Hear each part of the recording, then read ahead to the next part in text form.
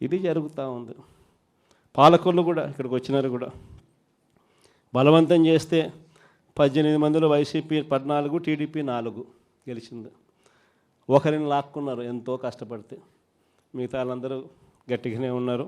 అక్కడ కూడా ఇంకా చేయగలిగింది ఏమీ లేక వదిలేసినట్టున్నారు. ప్రజాస్వామ్యం కూని అయిపోయిన పరిస్థితుల మధ్య ఈరోజు మనం అంతా కూడా ఈరోజు ఏకమవుతా ఉన్నాం. మామూలుగా ప్రతి ప్రభుత్వానికి కూడా ఒక సంవత్సరం పరిపాలన చేస్తే ప్రభుత్వ వ్యతిరేక ఓటు అనేది అంతో ఇంతో ఉంటుంది. అది మామూలుగా సంవత్సరం పరిపాలన చేసిన పార్టీకి ఈ లెవెల్లో మామూలుగా ఎక్కడైనా ఉంటే, చంద్రబాబు నాయుడు గారి పరిపాలన చేస్తామని తెలుగుదేశం పార్టీకి మాత్రం ఈ సంవత్సర కాలంలోనే ఇక్కడ ఉంది. ప్రభుత్వ వ్యతిరేక ఓటు అనేది ప్రజలు కూడా ఏ స్థాయిలో చంద్రబాబు నాయుడిని ద్వేషించుకుంటా ఉన్న పరిస్థితి ఉంది అని అంటే, ఆ ద్వేషం ఈ స్థాయిలోకి ఇప్పటికే సంవత్సరం కాలంలోనే వచ్చింది. గ్రామాలలో మొట్టమొదట కనపడేది ఏమిటి? ఈ స్థాయి నుంచి పిల్లోళ్ళు మొదలు పెడతారు. చంద్రబాబు నాయుడును ప్రశ్నించడం, చంద్రబాబు నాయుడు గారి కార్యకర్తలను ప్రశ్నించడం, చంద్రబాబు గారి నాయకులను ప్రశ్నించడం, ఈ స్థాయి నుంచి చిన్నపిల్లలు సైతం మొదలు పెడతారు. నా 15,000 సంగతి ఏమిటి అని ఈ స్థాయి నుంచి పిల్లలు మొదలు పెడతారు. ఎన్నికలప్పుడు ఏమని చెప్పాడు? ఇంటింటికి పోయాడు, ఇంటింటికి కరపత్రాలు పంచినారు, ఇంటింటికి బాండ్లు అన్నాడు, ఇంటింటికి పోయి ఏం చెప్పినాడు? ఇంట్లో చిన్నపిల్లలు, మీ ఇదే పాలకొల్లు నుంచి వచ్చిన కార్పొరేటర్లకు అయితే ఇంకా బాగా చక్కగా తెలుసు.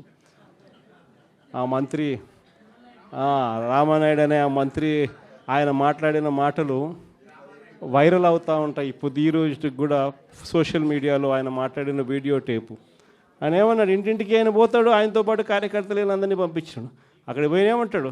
చిన్నపిల్లలు కనపడితే నీకు 15,000, నీకు 15,000, నీకు 15,000. అదే ఇంట్లో నుంచి వాళ్ళ అమ్మ బయటకు వచ్చింది, పిల్లల అమ్మ, వాళ్ళ చిన్నమ్మ. వీళ్ళు బయటకు వస్తే వాళ్ళని చూడగానే, వాళ్ళని చూసిన వెంటనే నీకు 18,000, నీకు 18,000, నీకు 18,000 అంటాడు.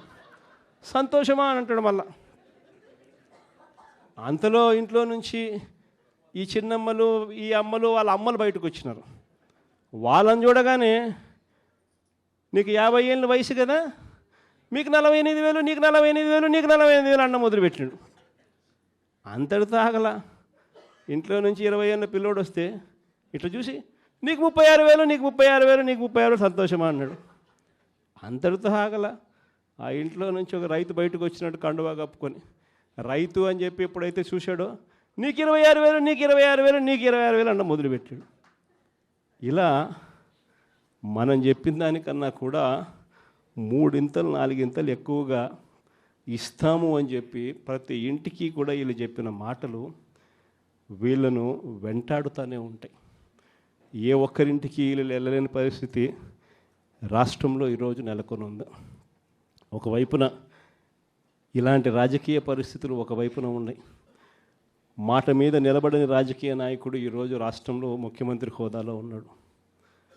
మాట ఇస్తే ఆ మాట తప్పడం కోసమే, ఆ మాట అంటే వెన్నుపోటు పొడవడమే అని చెప్పి డెఫినేషన్ ఇస్తూ రాజకీయాలు చేస్తూ ఉన్న వ్యక్తి ఈరోజు ముఖ్యమంత్రి స్థానంలో కూర్చొని ఉన్నాడు. మరోవైపు రాష్ట్రంలో ఏది కూడా పట్టించుకునే పరిస్థితి లేదు. ఈరోజు స్కూళ్ళన్నీ కూడా నిర్వీర్యమైపోయిన పరిస్థితి కనిపిస్తుంది. ఇంగ్లీష్ మీడియం బడులు గాలికి ఎగిరిపోయిన పరిస్థితులు. గోరుముద్ద అన్న పథకం ఈరోజు కనీసం తినడానికి ఇబ్బందికర పరిస్థితుల్లో పిల్లలు ఉన్న పరిస్థితులు ఈరోజు ఆ పథకం వెళ్ళిపోయిన పరిస్థితి. నాడు నేడు పనులు ఆగిపోయిన పరిస్థితులు.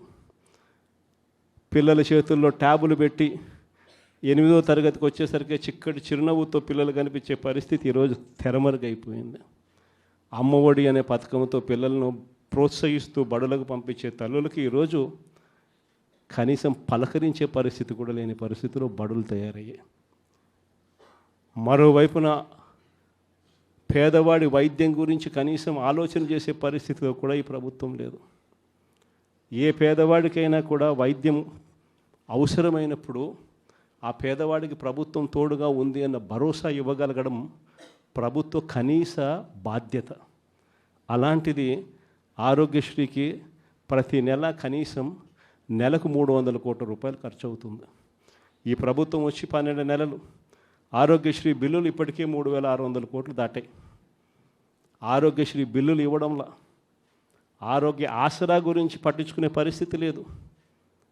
ఆరోగ్యశ్రీ బిల్లులు ఇవ్వక, ఆరోగ్య ఆసరా గురించి పట్టించుకోక, ఈరోజు ఏ పేదవాడైనా కూడా వైద్యం కోసం ఏదైనా హాస్పిటల్కి పోతే ఆ హాస్పిటల్లో ఈరోజు డాక్టర్లు పేదవాడికి వైద్యం అందించే పరిస్థితిలో లేరు.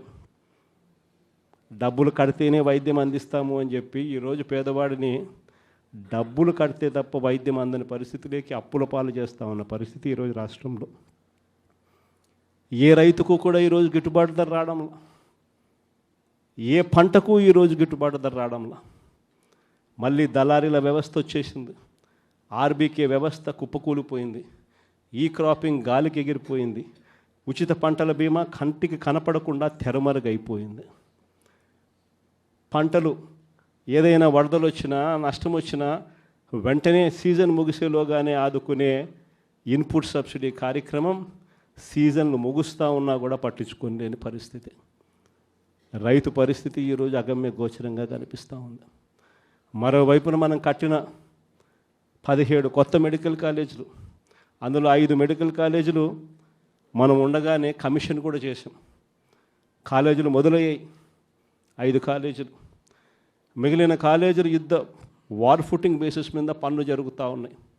ఈ పెద్ద మనిషి ముఖ్యమంత్రి అయ్యాడు. కాలేజీలు కట్టాల్సింది పోయి అమ్ముతానని చెప్పి ఈ మనిషి తయారయ్యాడు. పేదవాడికి మెడికల్ కాలేజీలు అందుబాటులో లేకపోతే ఆ డిస్ట్రిక్ట్ హెడ్ క్వార్టర్స్లో ఎప్పుడైనా ఒక మెడికల్ కాలేజ్ అందుబాటులో ఉంటే దాని అర్థం ఒక మల్టీ స్పెషాలిటీ హాస్పిటల్ అందుబాటులో ఉంది అని నిదర్శనం. ఆ హాస్పిటల్స్లో ఆ కాలేజీలు అక్కడ ఉంటే అసిస్టెంట్ ప్రొఫెసర్లు అందుబాటులో ఉంటారు. ఆ కాలేజీలో పనిచేసే స్టాఫ్, పోస్ట్ గ్రాడ్యుయేట్ స్టూడెంట్స్, వీళ్ళంతా కూడా అందుబాటులో ఉండి ఒక మల్టీ స్పెషాలిటీ హాస్పిటల్ ఆ డిస్ట్రిక్ట్లో పేదలకు అందుబాటులో ఉంటుంది. ఎప్పుడైతే ఈ మెడికల్ కాలేజ్ అక్కడ అందుబాటులో ఉంటుందో, గవర్నమెంట్ మెడికల్ కాలేజ్ అందుబాటులో ఉంటుందో, అప్పుడు ప్రైవేట్ రంగంలో ఉన్న ఏ హాస్పిటల్ కూడా పేదవాడిని ఎక్స్ప్లాయిట్ చేయని పరిస్థితిలోకి వస్తాయి. ఎందుకనంటే ఎక్స్ప్లాయిట్ చేసే పరిస్థితి అంటే అక్కడే గవర్నమెంట్ హాస్పిటల్ ఉంది కదా, మెడికల్ కాలేజ్, ఆటికి పోతామని చెప్పి చెప్తారు ఎవరైనా కూడా. ఆ పరిస్థితి నుంచి నాశనం చేసి కాలేజీలు అమ్మడానికి సిద్ధపడ్డాడు.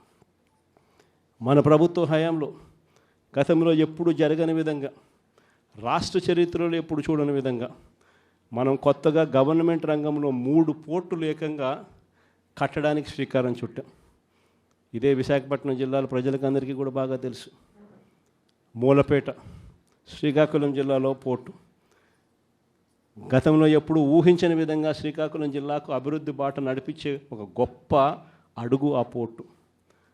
ఆ పోర్టులో అడుగులు వేసింది ఎప్పుడు అని అంటే మన ప్రభుత్వం వచ్చిన తర్వాతనే. అక్కడే మనం భూములు కొనుగోలు దగ్గర నుంచి, పర్మిషన్ తేవడం దగ్గర నుంచి, చివరికి ఆ పోర్టు ఇబ్బంది పడుకోకుండా ఫైనాన్షియల్ క్లోజర్ కూడా మనమే పూర్తిగా కంప్లీట్ చేసి ఏకంగా మనం 30% పనులు కూడా పూర్తి చేసే కార్యక్రమం మనం చేస్తే, చంద్రబాబు నాయుడు గారు ఇప్పుడు ఆ 3 పోర్ట్లను, గవర్నమెంట్ రంగంలో ఉన్న 3 పోర్ట్లను కమిషన్ల కోసం అమ్మడానికి ఈ పెద్ద మనిషి శ్రీకారం చుట్టాడు. ఇదే పెద్ద మనిషి చంద్రబాబు నాయుడు గారు ఇదే ఉత్తరాంధ్రలో ఎప్పుడు చూడని విధంగా ట్రైబల్ ప్రాంతాన్ని అభివృద్ధి పదంలో మనం నడిపించాం. ట్రైబల్ ప్రాంతంలో ఒక ట్రైబల్ ఇంజనీరింగ్ కాలేజ్, ట్రైబల్ ప్రాంతంలో ఒక మెడికల్ కాలేజ్, ట్రైబల్ ప్రాంతంలో ఏకంగా 5 సూపర్ స్పెషాలిటీ హాస్పిటళ్ళు ఐటీడీఏ పరిధిలో, ఏకంగా సాలూరులో ఒక ట్రైబల్ యూనివర్సిటీ కూడా అడుగులు వేగంగా మనం ముందుకు వేయి చేస్తే ఈ పెద్ద మనిషి పూర్తిగా వాటి పనుల గురించి ఈరోజు పట్టించుకునే పరిస్థితులు ఎవడూ లేని పరిస్థితులు ఈరోజు ట్రైబల్ ప్రాంతం కనపడతా ఉంది.